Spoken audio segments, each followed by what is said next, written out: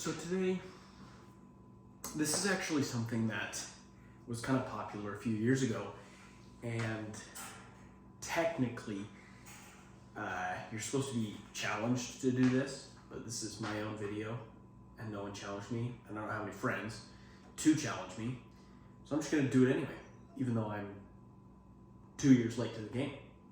If you haven't heard of this, it's kind of like the childhood trauma, but I feel like it's more of like a fun twist on it, because this isn't really deep stuff.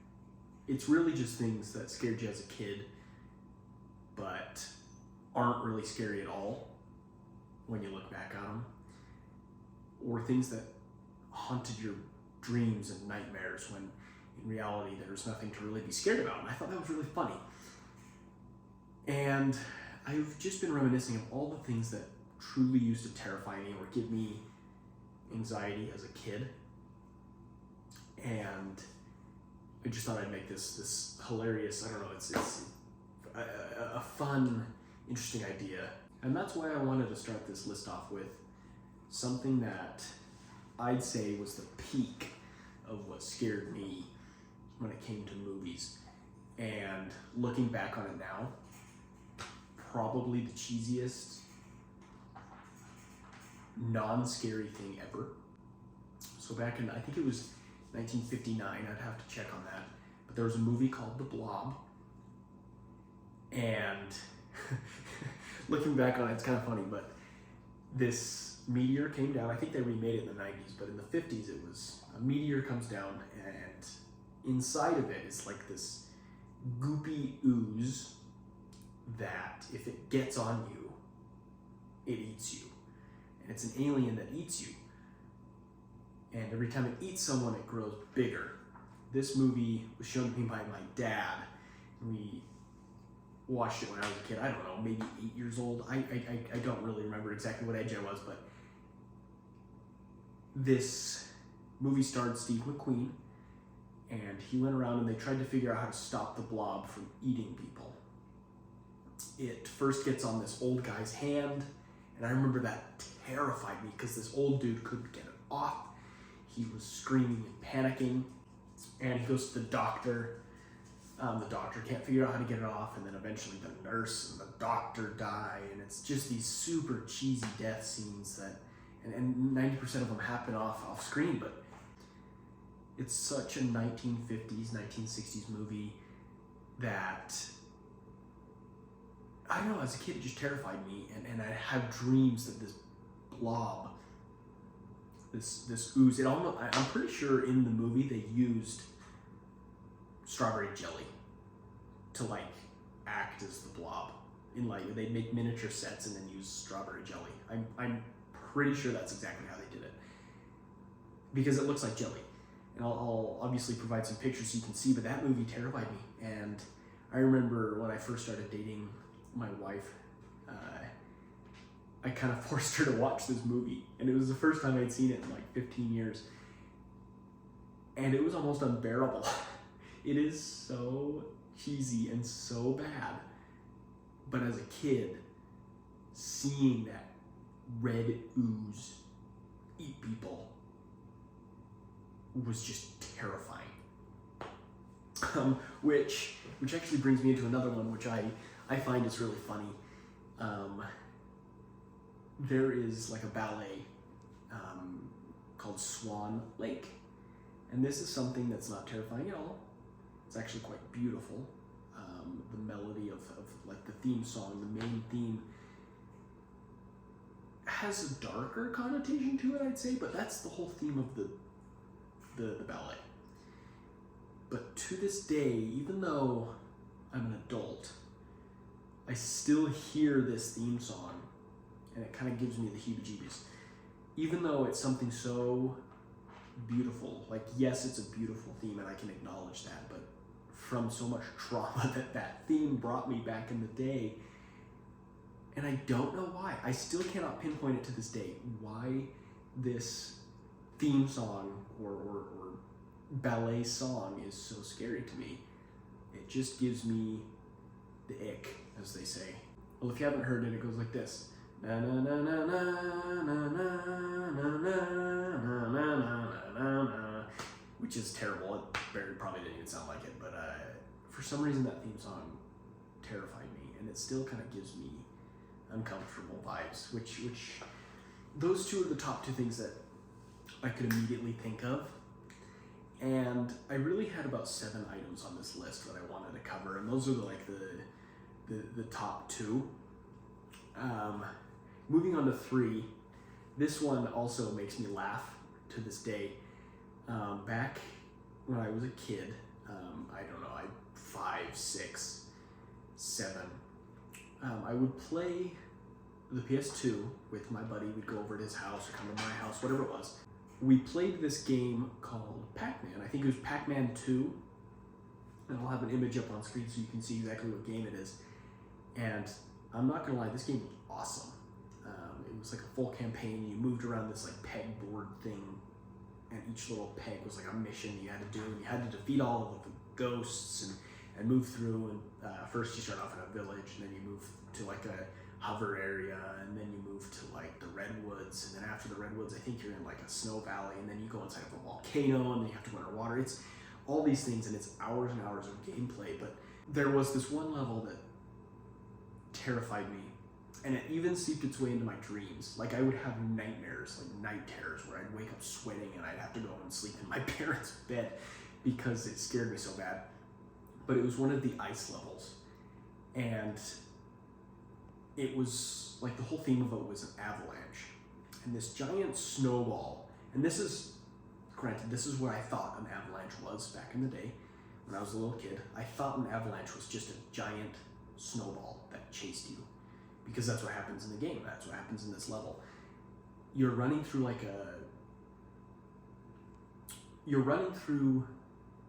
like a canyon, and there's 2 mountains on each side, so you can't go either way. You can only run, and you're Pac-Man. But this massive snowball is chasing you, and it rolls as fast as it can. It goes downhill, and it's chasing you, and obviously you can control the camera angle, so you're mainly looking at where you're running. But I remember with my friend thinking we were super far away from the giant snowball avalanche, and we turned the camera around, and it was boom, it was right there. And I remember that terrifying me. And then you have to keep running as Pac-Man, and keep running and running, and eventually you have to like jump into this little like cliff area, and you have to jump onto little pedestals, and the snowball falls down into this giant pit and explodes, and you're fine, you're saved. And you think you're done with the level, but then all of a sudden, once you get to the other side of this canyon with the pedestals, another massive snowball starts chasing you. And I kid you not, that traumatized me as a kid. I still, to this day, think about it, and obviously I'm not scared of it, but I just think of it and like, oh my gosh, that terrified me. I had dreams where giant snowballs would chase me all the way up to the doorstep of my house, and I'd have to get in, and then they'd leave like they were sentient or they were alive. And then right when I'd come back outside, the snowball would reappear and start chasing me again. And I thought for years that an avalanche was just a giant snowball that chased you. And granted, I was like 5. And that's the whole point of this series, is kind of make fun of yourself, but also look at the world through the innocence of a child. And that one really scared me. And I will always forever look back on Pac-Man and be scared of those levels, because that giant snowball, and if I can find a photo or something of it, I will put it here and you guys can just see the avalanche level and just see how terrifying it was in the eyes of a 5-year-old. And the music, it was just terrible. Anyway, we're gonna move on to my 4th thing that absolutely terrified me. And I remember in 3rd grade, it was like when I was in 3rd grade, the peak of when this scared me. So my whole life, my favorite subject has been science. And this one, looking back on it, is kind of funny too, because I was so into space and the cosmos And watching all these TV shows, I'd go to Discovery Channel and I'd just sit there and watch hours of space documentaries. The cosmos, the universe, all those kind of documentaries, and I would sit there for hours and hours and hours and watch them. And I would do it over and over, and every single day after school, I'd come home from school and I'd watch science documentaries, and most of them had to do with space. And I still to this day have a very serious fascination with space and how infinite it is. But the part that scared me was not how small we are as people or how infinite it is, but the thing that scared me was the supermassive black hole. And I remember in these documentaries, it said that one day Earth is going to be consumed by a supermassive black hole, the one at the center of the galaxy, the Milky Way. And it said in billions of years that this supermassive black hole was going to suck up the Earth and destroy us. And in my 5-year-old, 6-year-old, how old are you in third grade? What, 8, 9, 10? However old you are. In my brain, I was going to be alive for when the black hole was going to inevitably consume the sun and our whole solar system. And this panicked me. And I remember waking up all the time waiting for the black hole to suck us in and just we disappear and turn into noodles, like they said in those little documentaries. It was to the point where I made like a black hole model for my 3rd grade class and tried to warn everyone. And I went up to my teacher and I was like, hey, Mrs. McQueen was her name. I need to report on something and I need to give a little presentation. I created this little model, this 3D model. And it wasn't for a book report, it wasn't for a grade. I just did it because I was terrified of the black hole. And luckily I had a really good friend of mine that was into this black hole with me. And so he helped me make this model, and we just used like a tube of paper and, if I'm not mistaken, like a CD. And we drew the galaxy on it, and then we would like feed little scraps of paper into the tube and they'd disappear. And that's what's supposed to be the planets, was getting sucked into the black hole and stuff. Yeah, it was terrible, but it terrified me. And I'd sit in school and draw the black hole sucking the Earth up because I was so scared of it. And I look back on it and kind of chuckle. I think it's kind of funny, not gonna lie. Because one, I thought I was gonna be alive in billions of years when that inevitably happens. And two, why such a strange thing worried me? And that's what makes the mind of a child so amazing. Now I worry about bills and food and groceries. Back then, my number one worry at that time was the supermassive black hole that was billions of light years away, and it was coming. And it was coming fast, and we had to prepare. But I didn't know how to prepare. So that one I still find funny to this day. I just can't believe that was something I was scared of. It's kind of funny, not gonna lie. This next one, this one's gonna be kind of short, so we're gonna go with number 5 here. This one was scary, but I think a lot of kids were scared of this one. If you know what the gunny bag or the gunny sack is, it is like a pillowcase that you can either buy or you can make, that your parents would kind of make this really ugly or scary face on them. And if you were misbehaving, the gunny sack would come out and take your toys and you'd eat them, and you'd never see your toys again. Obviously, when you were good, the toys would reappear somehow. But as a little boy, like 2 or 3 or maybe even 4, when that gunny sack came out, and I knew I was being a brat, and my toys started getting eaten up by that gunny sack mouth, it was the end of days. Terrifying. And it's not like my parents did it to traumatize me, they just put them in a pillowcase. But in my child brain, this pillowcase was alive and it would eat your toys. And he'd come into your room at night when you weren't awake. I never physically saw the toys get eaten by the gunny sack. I only saw the gunny sack's face like once. And it was just a pillowcase with eyes and a mouth drawn on it. That's it. I never saw him eating my toys because they do it when I was at school. I never saw this happen. And it only happened a few times. And looking back on it, it is kind of terrifying, the concept of like this pillowcase monster that would come eat your toys. And as a kid, terrifying. Absolutely terrifying. Nightmare inducing. And looking back, it's kind of funny.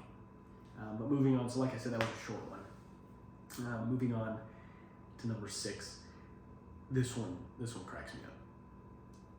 And I remember having full-blown panic attacks. And I'd have to like go up to my brother and like, dude, what's gonna happen? What's gonna happen? What's gonna happen? And he'd have to calm me down. But as an older brother to a 10, no, I guess I was 12-ish, he just rolled his eyes and just be kind of, well, bully. The way siblings treat each other when they're younger. Not rude, but just kind of roll his eyes and brush it off. So when I first got my phone, it was just this little flip slide phone so that I could communicate to my parents when to pick me up and stuff from school. And this is when I was in junior high or middle school. I was 12. This is what, 15 years ago, 12, 13 years ago from now. And these text threads would go around.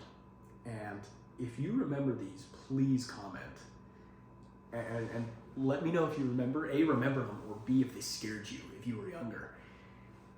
But these text threads would go around, and it would say something along the lines of, you need to forward this message to 10 to 15 people, or something bad will happen. The one that I specifically remember is like an evil demon, satanic ghost of a little girl will stalk you in the shower, and when you're not looking will kill you. And the only way to save yourself is to forward the message to 10 people. And I remember I'd have to click that forward button and scroll through my contacts as fast as I could and send it off. And looking back on it, how ridiculous.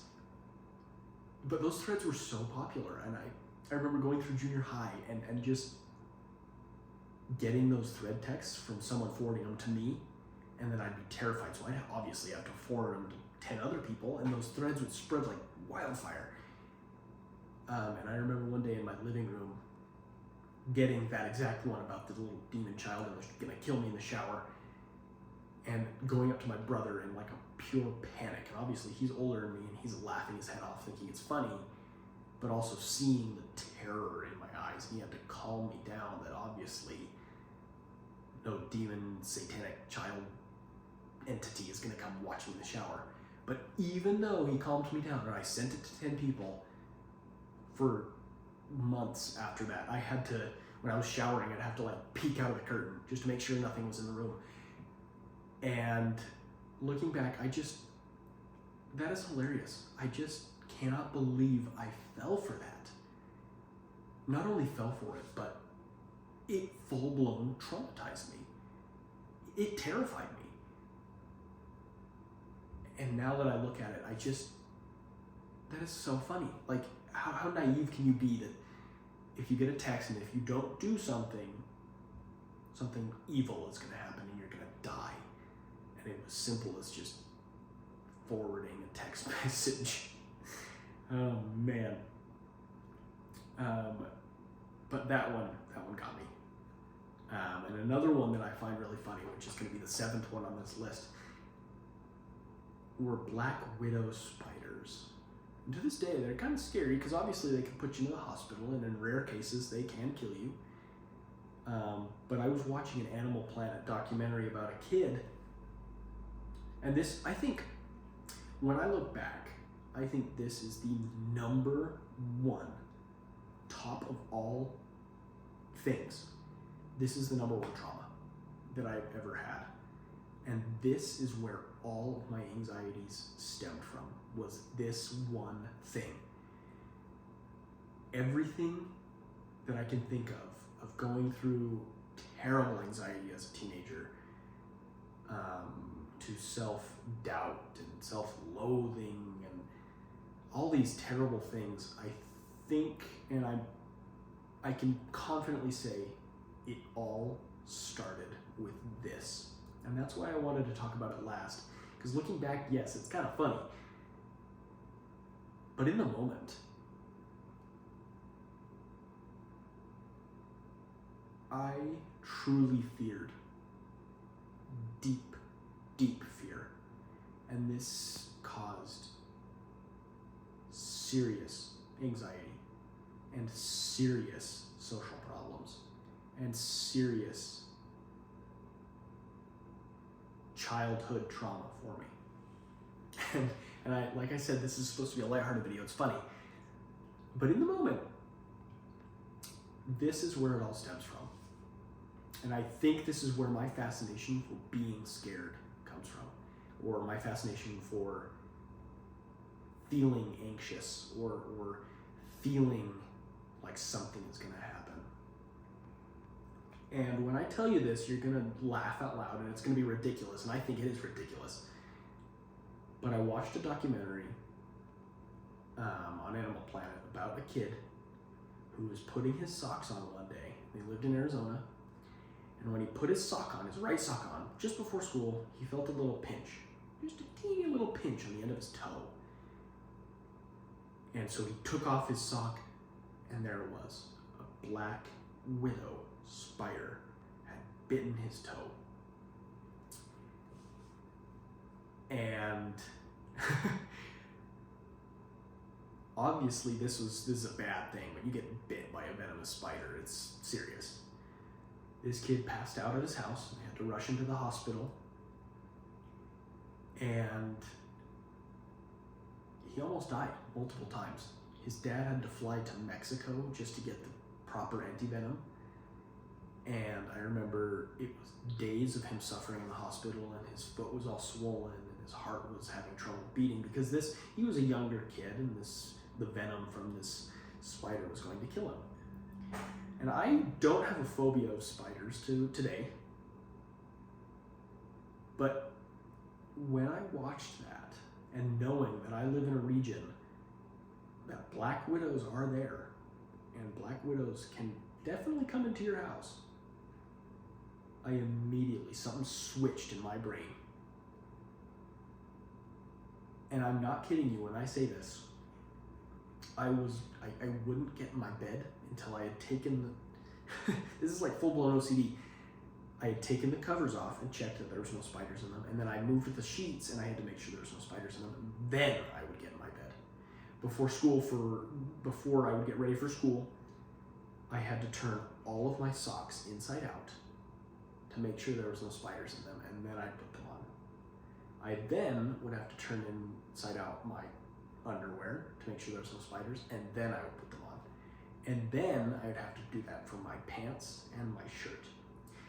And before putting on my shoes, I'd have to tap them on the ground and shake them out. Every day for years, I did this. Because I was convinced that inside of my clothes, a spider was going to be there and it was going to bite me, and then obviously I was going to die.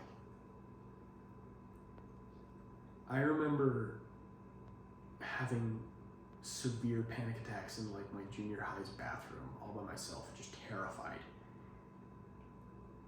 Because I'd be sitting in class and then I'd feel a little pinch on my leg. Probably one of my leg hairs getting caught in the chair. Or maybe just a random pain that your body's kind of does. And I remember sitting, thinking in that moment, oh my gosh, I just got bit by a black widow.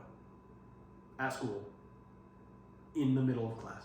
So I'd go to the restroom, and then I'd start getting lightheaded, and then I'd start getting dizzy, and then my heart would start to pound. And this is all because my brain's doing it. But in the moment, I thought I was truly dying. And this happened multiple times. And looking back, I wish I could comfort my my 12-year-old, 13-year-old self, because I had severe anxiety, and I had to be put on antidepressants and anti-anxiety meds And I had to really learn how to calm myself. And I want to be able to help that 13-year-old me, because that's where it all started. Was a spider in a sock in Arizona. Not even the state I live in. That's where it all started. Everything after that is thanks to that TV show and all of these anxiety things that I had. I can confidently say that I'm pretty much over my anxiety. Obviously, everyone gets anxiety, but it sent me into a severe depression. And looking back, I laugh, because it was me. I'm allowed to laugh at myself, and I'm giving you permission to laugh at me now because I am literally telling you this. How stupid is that? In the moment, it wasn't stupid. Looking back, it's kind of funny. But that's where it all started. Now I have this severe interest in the macabre and the strange and mysterious, the anxiety-inducing and the scary. And I think it all comes from that. From a black widow. But yeah, that's my childhood trauma list, and I honestly find it quite funny. I look back and I just smile. I love it. Because those things as a kid were the number one focuses of my life. And now I look back and I can't think of a more unimportant thing. But that's why I love this series. And yes, I'm late to the game, and yes, no one invited me because I don't have friends to invite me to do this. But I wanted to do it. Because it's funny. It is freaking hilarious. How naive and soft our brains are as little kids. And I love it. And I want kids to continue to stay innocent like I was. And be scared of the dumbest things. And then grow older and look back with fondness on how funny that kind of stuff is. But anyways, thank you so much for watching. I'm finally doing something that I'm really passionate about, and that's making these kind of things and just talking about the strange and macabre. I find it fun. And I'm grateful for the viewers, and I'm grateful for my life here. And all of the things that I experienced as a kid, no matter how terrifying or how scary the scam text threads were, they've made me who I am. And it's awesome. How naive and how innocent they are. And I think we should keep that. These kids need to stay innocent. And then in 20 years, I can look back and go, wow, I was worrying about the dumbest things ever. Anyway, thank you so much for watching. Please subscribe or hit that like button. It really helps grow this channel, but also that like button throws it out there. It gives the algorithm something to really push so that other people can see that they're not alone in the crazy childhood trauma things that we all went through and how stupid or insignificant they are. We've all gone through something that was just kind of silly. And it's fun to laugh at it. It's fun to look at it and smile. So thank you again so much for watching.